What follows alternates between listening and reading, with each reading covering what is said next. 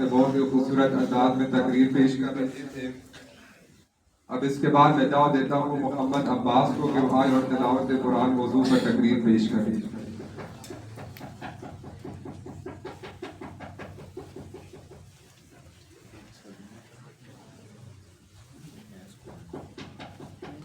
نحمده ونصلي على رسوله الكريم اما بعد فاعوذ بالله من الشیطان الرجیم بسم اللہ الرحمن الرحیم۔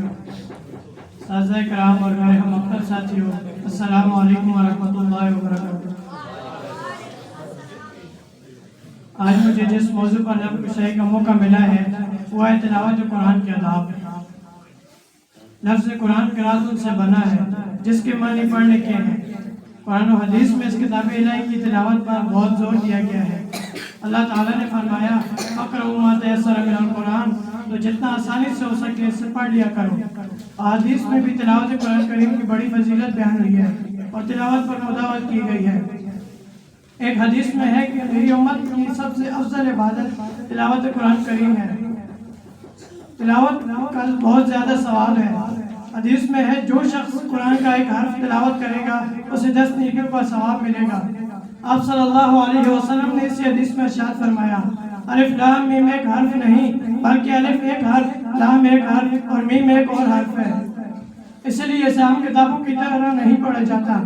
اس کتاب کو ہاتھ لگانے سے پہلے پاک اور صاف ہونا ضروری ہے۔ وضو کر کے ہی اسے چھوا جا سکتا ہے، ناپاکی کی حالت میں اسے چھونا جائز نہیں۔ تلاوت قرآن کرنے سے پہلے تعوذ اور تسبیح پڑھنا چاہیے۔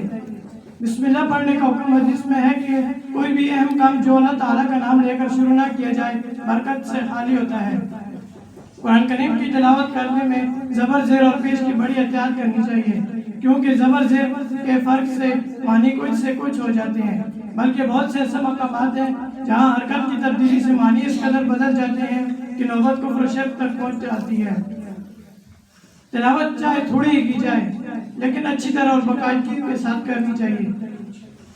کم از کم اتنا پڑھیں کہ سال میں 2 مرتبہ قرآن مجید ختم ہو جائے۔ امام ابو حنیفہ رحمۃ اللہ علیہ کا قول ہے کہ اگر سال میں 2 مرتبہ قرآن کریم ختم ہو گیا تو حق ادا ہو گیا، کیونکہ حضرت جبرائیل علیہ السلام نے حضرت محمد صلی اللہ علیہ وسلم کی عمر کے آخری سال قرآن کریم 2 مرتبہ دہرایا تھا۔ تلاوت کرتے وقت ذہن سے یہ بات وجہ نہ ہونی چاہیے کہ یہ اللہ تعالیٰ کی کتاب ہے جو اس نے اپنے حبیب حضرت محمد صلی اللہ علیہ وسلم پر نازل فرمائی ہے۔ اس کے ادب و احترام اور اس کے احکام کی پابندی میں ہی ہماری فلاح اور کامیابی ہے۔ دعا ہے کہ اللہ تعالیٰ عمل کی توفیق عطا فرمائے۔ وآخر دعوانا الحمدللہ۔